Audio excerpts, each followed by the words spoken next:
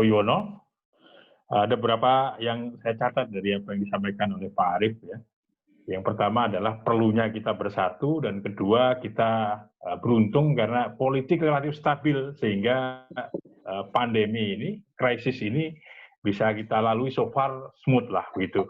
Tapi ada juga beberapa hal yang digarisbawahi oleh Pak Arief tadi, bansos misalnya, PHK misalnya, ini harus dikawal benar supaya bansosnya terdistribusi dengan baik, juga PHK juga bisa kita berikan satu rambu-rambu ataupun antisipasi agar dampaknya juga tidak semakin buruk bagi ketenaga kerjaan kita.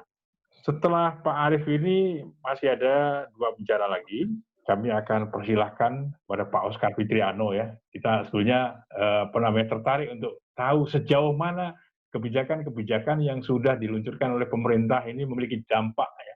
Kelihatan daya ungkitnya atau apapun untuk menghadapi pandemi COVID-19.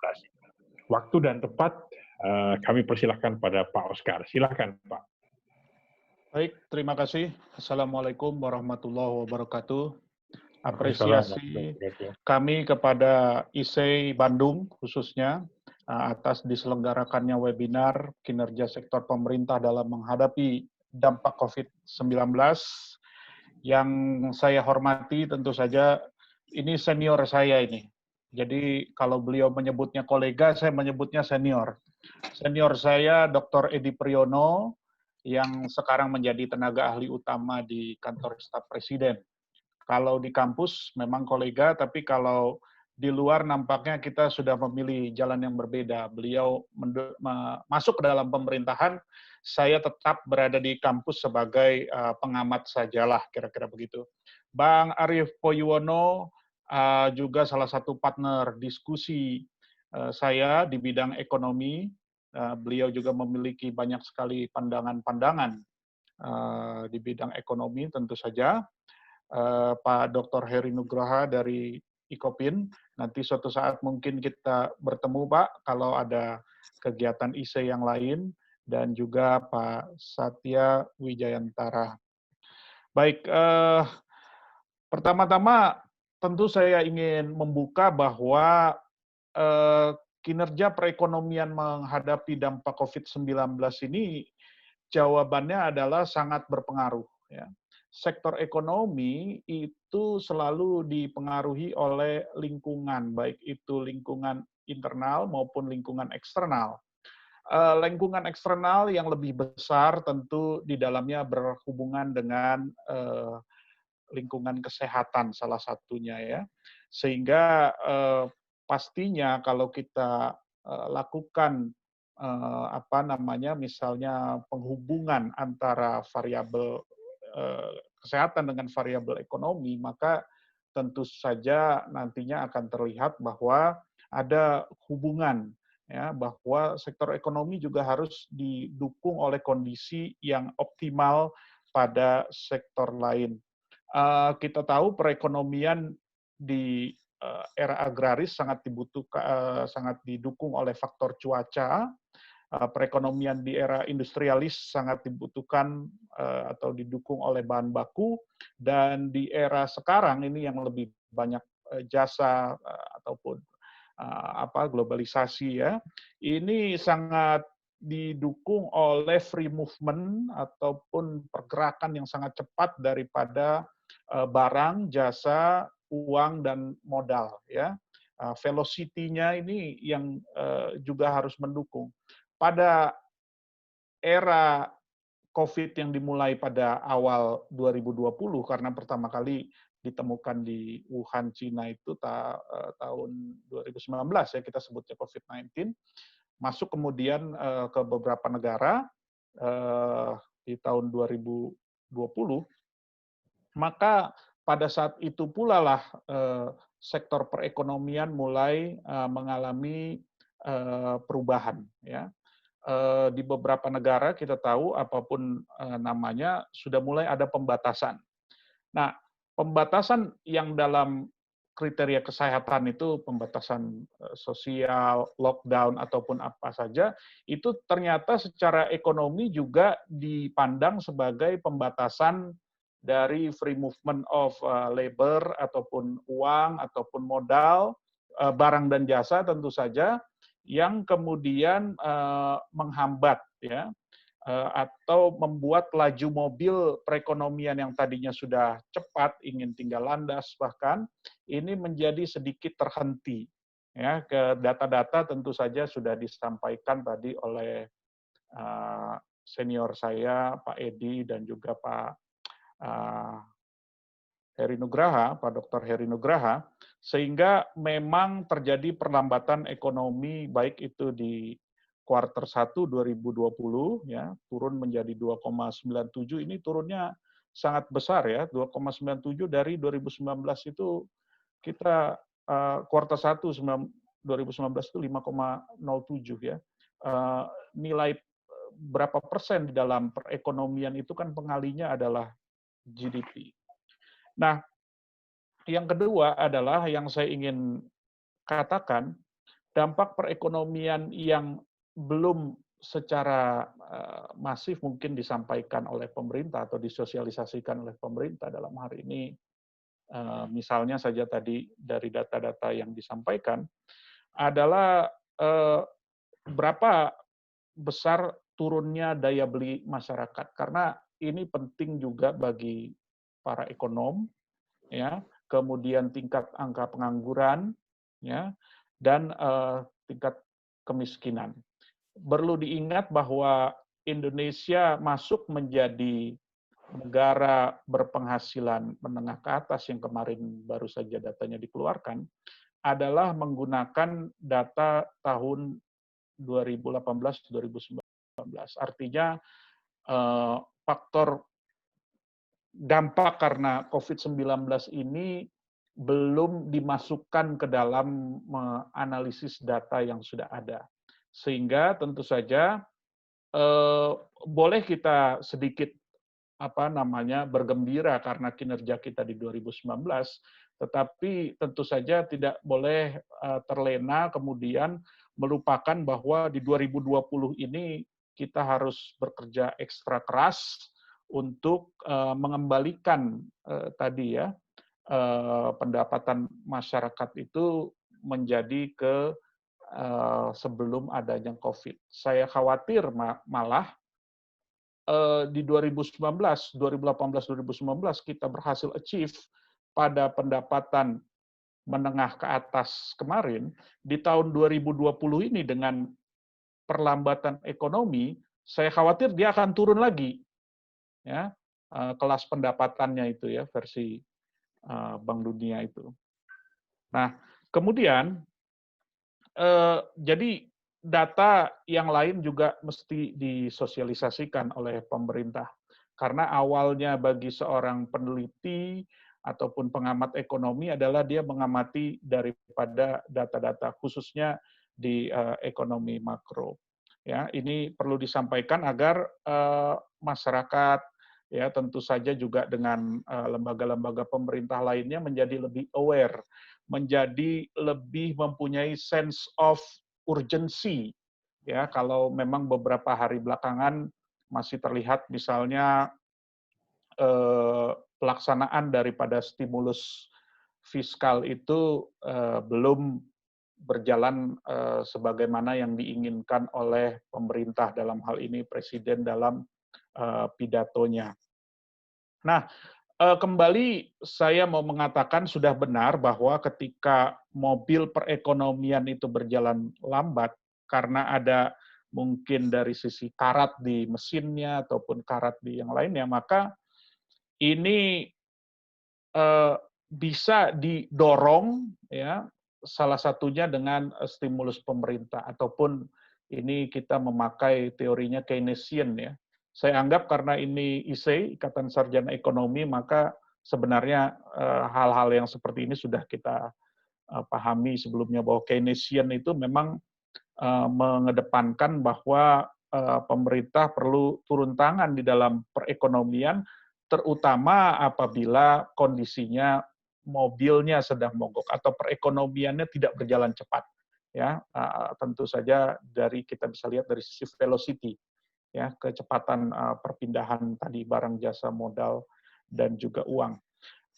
Tetapi saya juga melihat ada data bahwa stimulus pemerintah Indonesia dibandingkan dengan beberapa negara lain yang dilaporkan oleh Menteri Keuangan itu persentasenya masih sangat sedikit dibandingkan dengan negara lain, ya.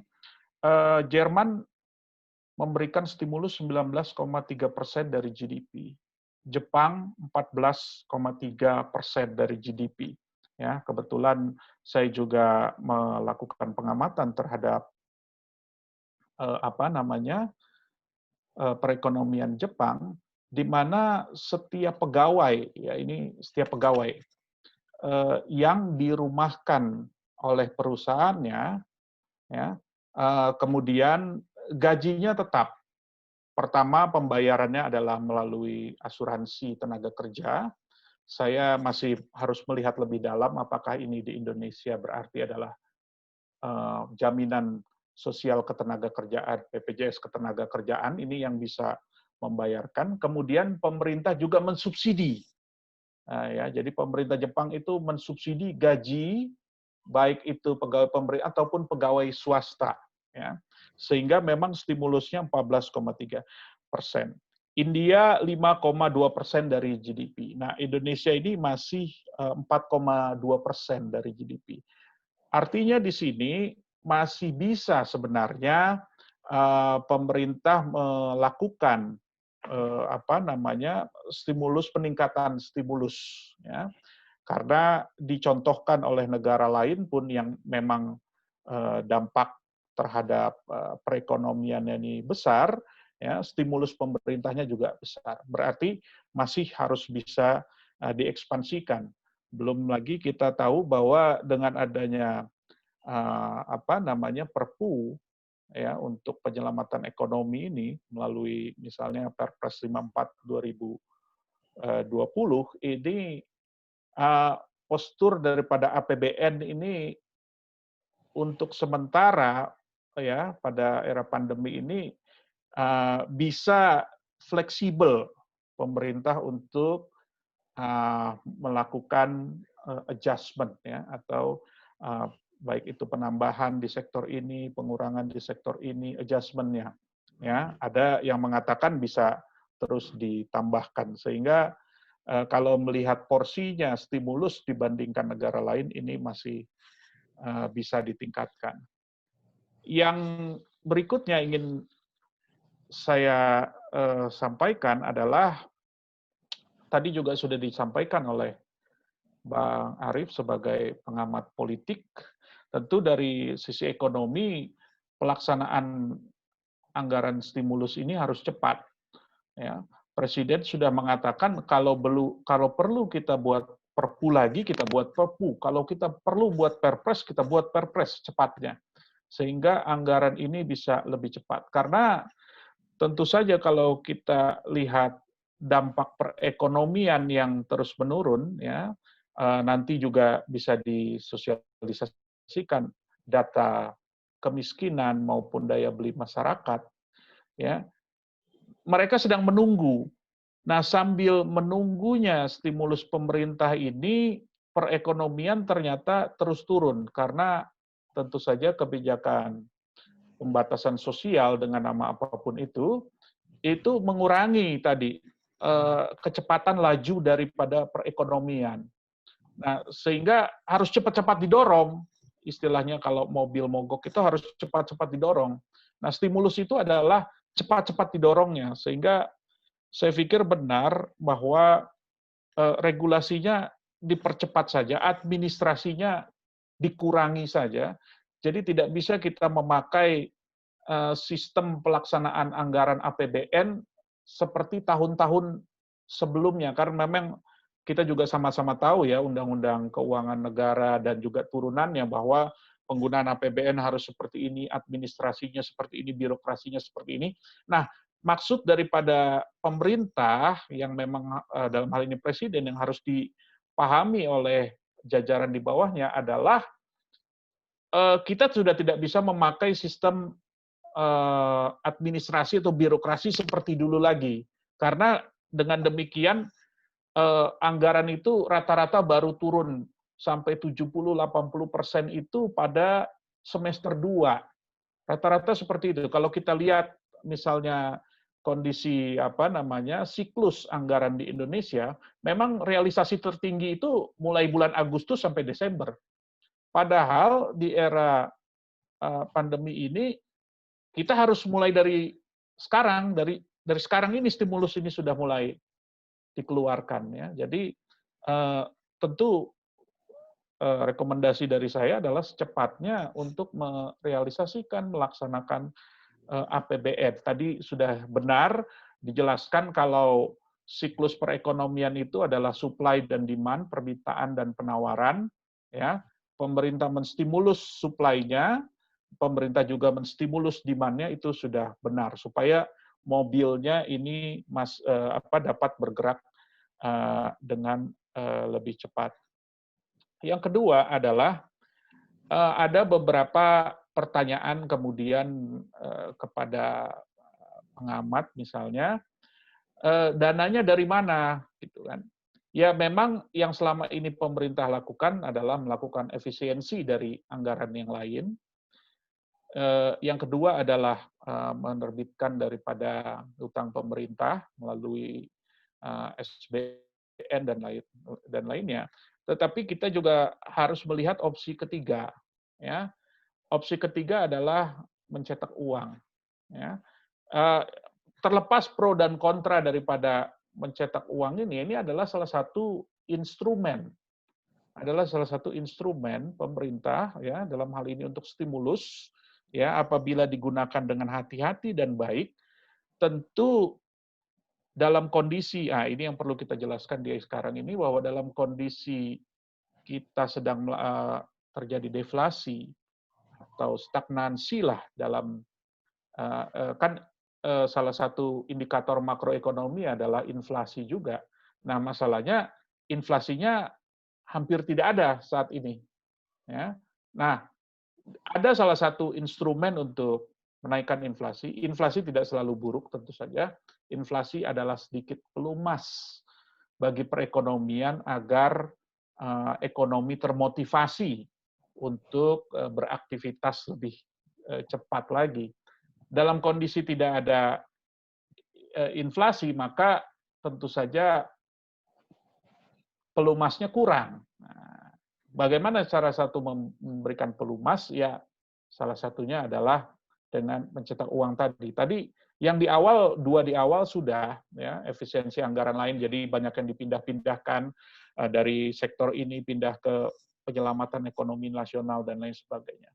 Kemudian menerbitkan hutang pemerintah. Salah satu hal yang juga bagus saya lihat saat ini adalah bagaimana lembaga negara, dalam hal ini misalnya Kementerian Keuangan dan Bank Indonesia harus terus berkoordinasi. Ya. Hutangnya pemerintah dibeli oleh Bank Indonesia ini bisa saja merupakan suatu bentuk kerjasama antara atau kita biasa menyebut bauran kebijakan fiskal dan moneter. Ya, tapi opsi yang ketiga ini mohon secara hati-hati dilihat untuk mencetak uang karena ini adalah bagian juga untuk menjadi pelumas bagi perekonomian agar cepat bertumbuh ya di samping pro dan kontranya.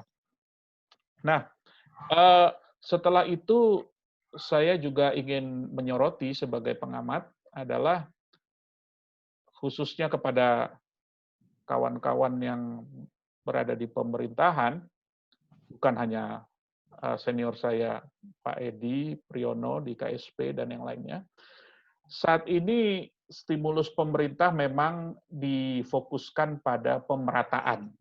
Jadi istilahnya semua aktor ekonomi kebagian, baik itu faktor supply-nya, ya dalam hal ini pengusaha, koperasi UKM dan lain sebagainya, dan juga adalah sisi demand-nya, yaitu masyarakat secara umum melalui PLT dan juga kartu prakerja dan yang tadi sudah dijelaskan di dalam slide.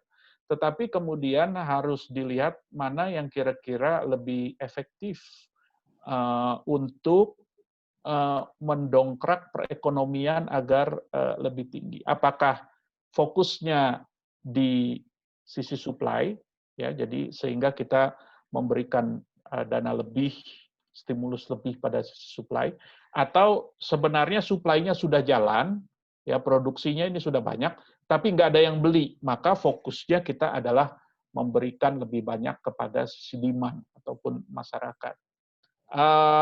Tentu saja di kampus, ya, tapi memang belum kami lakukan.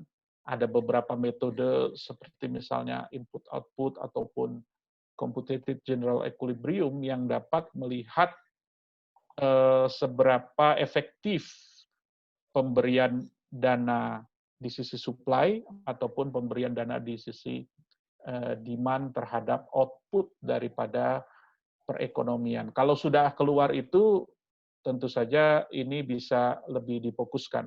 Untuk saat ini memang saya anggap kebijakan untuk memeratakan stimulus semuanya kebagian itu masih bisa dilaksanakan karena memang kondisinya sedang turun, tetapi ketika nanti sudah ada hasil evaluasi bahwa yang memiliki dampak output besar terhadap stimulus adalah sisi supply atau sisi demand, maka sebaiknya pemerintah mulai melakukan focusing, ya, di tahun 2021 yang mana yang mau diberikan stimulus.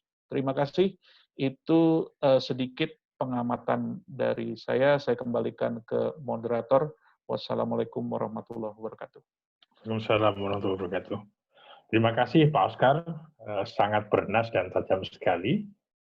Dan saya menggarisbawahi satu hal soal fleksibilitas tadi penting, ya, untuk menghadapi pandemi seperti ini.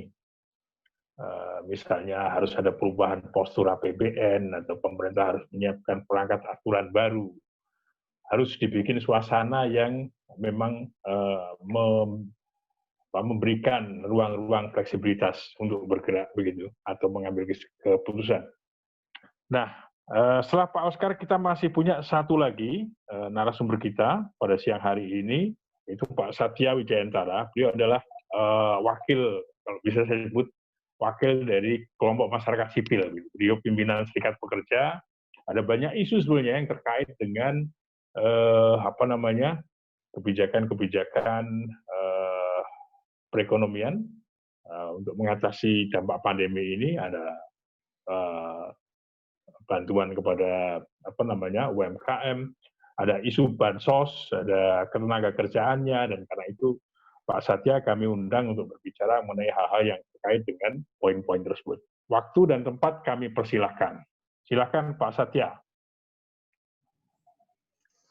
Selamat siang Mas Akwat sebagai moderator, dan tentunya juga buat bapak-bapak, nggak ada ibunya ini ya, bapak-bapak sekalian sebagai panelis.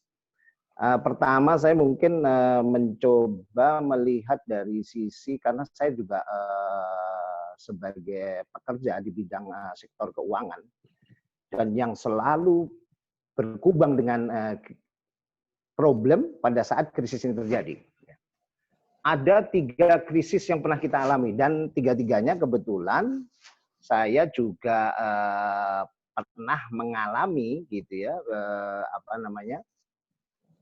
pada tahun 98 itu yang pertama kali, kemudian 2008 dan terakhir 2020. Nah, dalam catatan saya sebagai seorang yang bekerja di sektor keuangan, ada hal yang berbeda dari 3 peristiwa tersebut.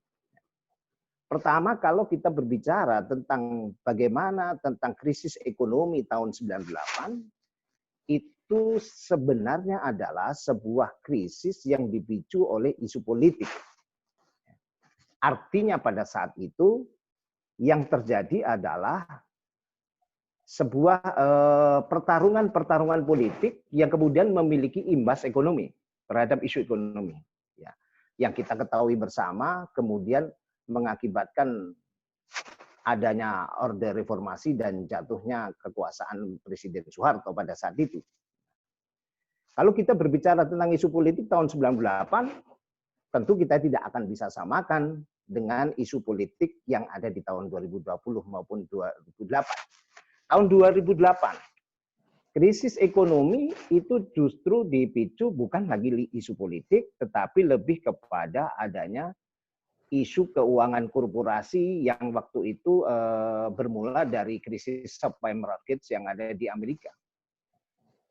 Dan yang menimpa dampaknya adalah, yang tertimpa dampaknya adalah perusahaan-perusahaan korporasi.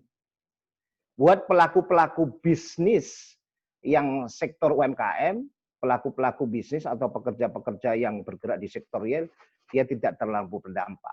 Makanya banyak orang bilang bahwa UMKM di Indonesia adalah penyelamat negara pada saat terjadi krisis, baik krisis 98 maupun krisis tahun 2008. Nah, catatan saya adalah berbeda sekali dengan isu tahun 2020 ini.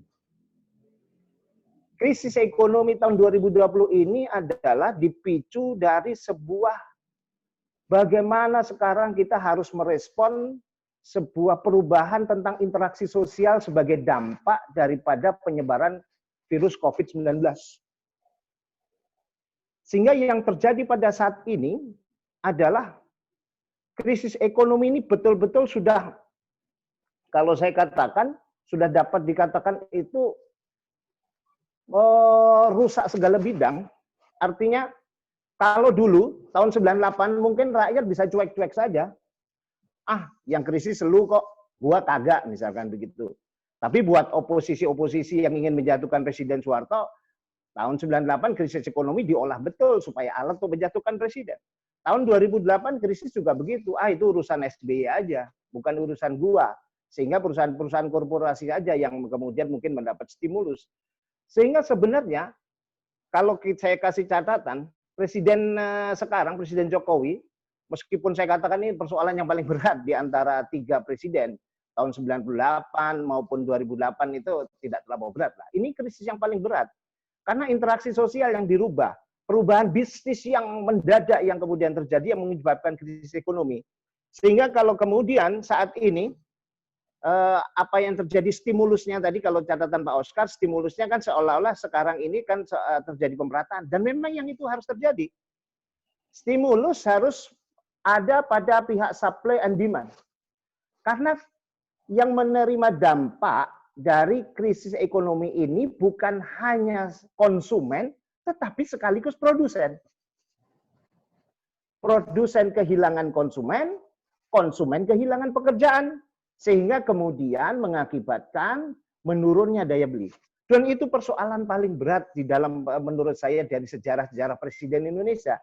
Tetapi alhamdulillahnya, kalau kita berbicara ya tentang respon, saya katakan ini respon yang dari Presiden mau tim ekonominya luar biasa sekali. Karena ini belum pernah terjadi dan kemudian kita harus respon dengan cepat. Dan alhamdulillah paling tidak, hal yang selalu menghantui di setiap krisis, yaitu bagaimana kita harus menekan PHK, kemudian bagaimana kita harus menekan kemiskinan, paling tidak hari-hari ini sedikit banyak masih dapat ada payung penyangganya, meskipun tercatat selama krisis akibat COVID-19 ini sudah 1,5 juta pekerja yang di PHK, tetapi masih ada payung penyangga, yaitu melalui program-program PEN yang terutama di bidang untuk kemudian bantuan sosial. Sekarang apa yang harus kita lakukan? Tadi kalau saya menyitir pernyataan Mas Arief, itu tepat sekali. Hari ini kita berbicaranya harusnya bukan lagi seperti krisis 98 atau 2008, itu urusan pemerintah, tapi hari ini kita berbicaranya adalah persatuan Indonesia. Bagaimana sense of crisis ini bukan hanya dimiliki oleh pemerintah, bukan hanya dimiliki oleh presiden, tetapi dimiliki oleh rakyat. Rakyat itu ada pelaku usaha, ada juga pekerja-pekerja. Sehingga apa yang terjadi kemarin, kalau kita lihat presiden sampai marah-marah, itu sebenarnya harusnya tidak perlu terjadi kalau kita sadar bersama. Ini krisis. Krisis ini buat bangsa kita bersama. Dan yang kena krisis Hari ini bukan presiden doang. Makanya kalau kemudian ada orang yang menghubung-hubungkan krisis dengan upaya memakzulkan dan sebagainya, wah itu sudah gila tuh. Kalau saya berpendapat, karena hari ini itu semua kena kok. Ya, saya sebagai karyawan karyawan bank kena krisis karena kemudian apa yang terjadi, kita harus banyak merestrukturisasi kredit karena banyak pelaku-pelaku usaha yang mengalami gangguan cash flow sehingga akibatnya dilakukan restrukturisasi kredit. Tetapi di satu sisi kita juga harus membantu bagaimana usaha itu tetap berjalan dengan cara melakukan ekspansi kredit. Nah, ini adalah dua hal yang harus sebagai konduktor, apabila kita misalkan sebagai bankir, ini harus tepat betul. Apa yang harus kita lakukan? Makanya sebenarnya kemarin yang dilakukan, pertama misalkan catatan saya, program-program KUR yang dilakukan oleh teman-teman dari Bank Rakyat Indonesia, BRI, itu sudah luar biasa sekali. Mereka bisa melakukan ekspansi kredit pada saat pandemi seperti ini supaya roda ekonomi tetap berputar dengan melakukan kerjasama dengan pihak asuransi sebagai penjamin. Itu sudah terobosan luar biasa. Dan harapan saya sebagai seorang ketua Serikat Pekerja ya yang bergerak di sektor keuangan, saya selaku ketua Serikat Pekerja Bank Tabungan Negara, Bank BTN, juga harapannya seluruh karyawan-karyawan perbankan, kalau kita berbicara hari ini, itu harus mampu menunjukkan posisi, kalau saya katakan kita harus mampu menjadi patriot Indonesia hari ini. Keperpihakan kita hari ini adalah keperpihakan kepada negara. Karena ini dialami oleh semua. Dan kita harus membantu. Terlepas dari pilihan politiknya ya, saya pun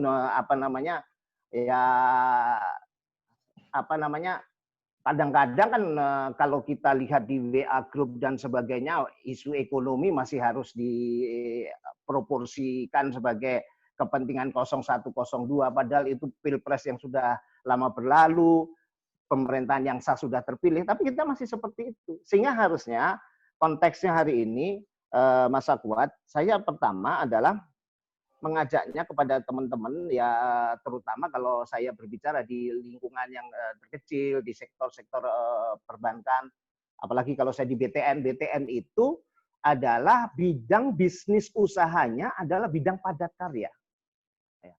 Artinya kalau sampai debitur atau nasabahnya BTN itu terkena dampak menyebabkan kredit macet di BTN, maka implikasi sosialnya banyak sekali, panjang.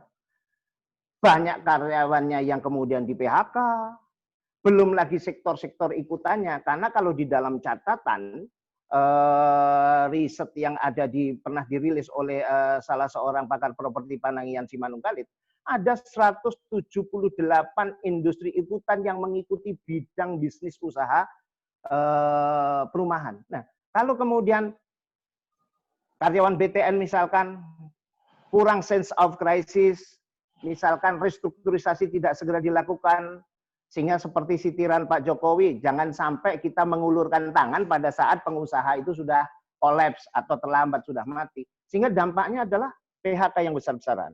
Nah, untuk itu saya memberi catatannya adalah pertama, apa yang sudah tadi yang sudah disampaikan oleh Pak Edi tadi, itu sebenarnya adalah perangkat-perangkat panduan kita untuk bagaimana kita menjalankan bersama-sama untuk menghadapi krisis ekonomi yang akibat pandemi ekonomi virus COVID-19 ini. Sehingga yang kita harus lakukan sekarang adalah bagaimana kita memiliki sense of crisis. Bahwa ini terjadi adalah krisis kita bersama. Yang kedua, kita harus memiliki keberpihakan. Kita harus berpihak betul bahwa sebagai seorang karyawan, apalagi bekerja di BUMN, badan usaha milik negara, maka pengabdian yang pertama adalah pengabdian kepada kepentingan negara. Ya.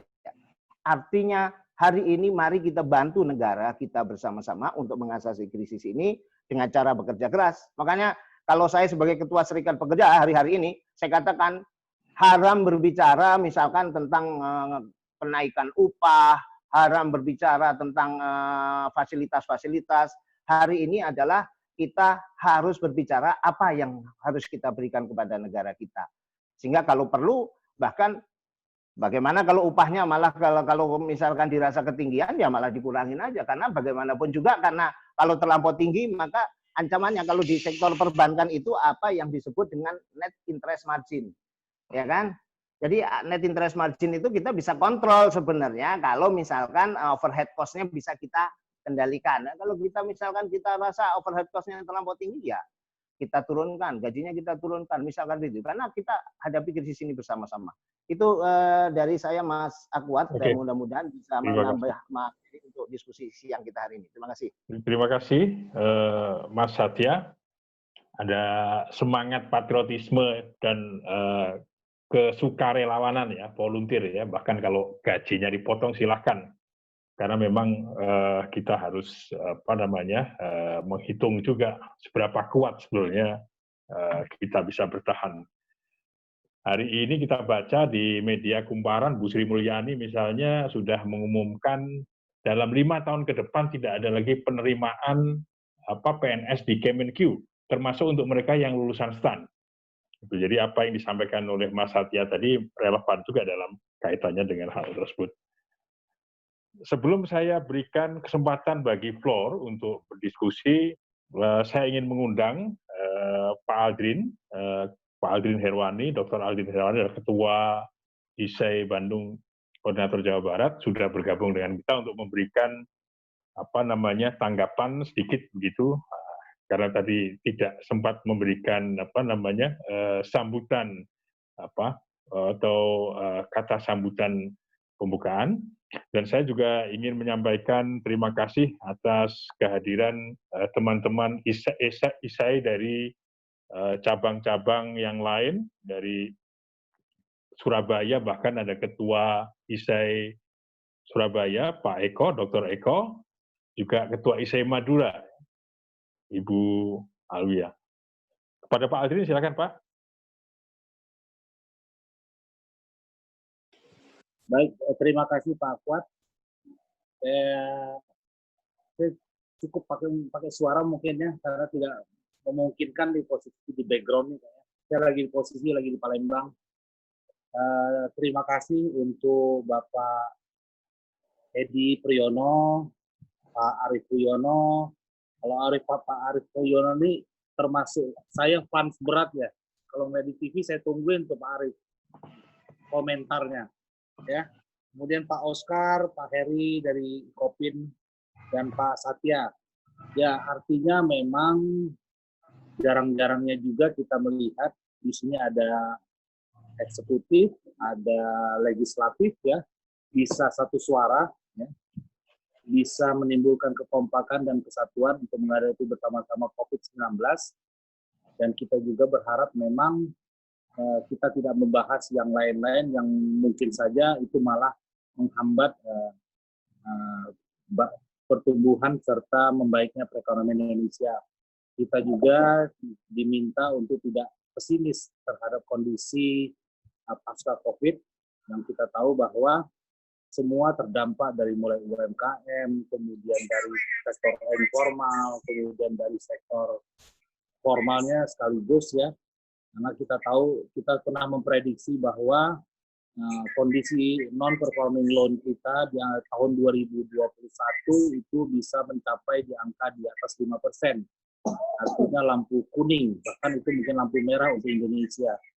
Artinya setelah kita hitung-hitung di tahun 2020, 2021 jika terjadi NPL sampai ke 5%, itu pemerintah wajib menyediakan dana sebesar 400 triliun rupiah untuk mengcounter atau memperbaiki likuiditas perbankan di kita. Dan terima kasih saya ucapkan kembali untuk Bapak Eko selaku Ketua ISEI Surabaya di Jawa Timur, kemudian Ibu Dr. Alwia yang juga hadir sebagai Ketua ISEI Madura, dan apa yang terjadi di webinar IC ini kita juga sudah rekam dan mungkin kita akan sampaikan juga ke Ketua Umum kita Pak Ferry Warjio di pusat. Kemudian kita juga akan sampaikan ke pemerintah dalam hal ini, bisa saja di kementerian, karena kenapa kondisi COVID yang sangat berperan itu ada 4, Bank Indonesia, Kementerian Keuangan, kemudian ada LPS, dan satu lagi kementerian di Bappenas ya. Sekali lagi saya ucapkan terima kasih, semoga acara ini bermanfaat sebanyak-banyaknya bagi masyarakat Indonesia dan kebaikan untuk kita semua. Apresiasi sekali lagi untuk para narasumber, semoga webinar IC ke depan bisa mengisi kembali dan bisa mengupdate kondisi perekonomian kita. Demikian Pak Fuad, wassalamualaikum warahmatullahi wabarakatuh. Waalaikumsalam warahmatullahi wabarakatuh. Terima kasih Pak Aldrin. Dan langsung saja kami buka kesempatan bagi penanya. Silahkan raise hand ya, angkat tangan.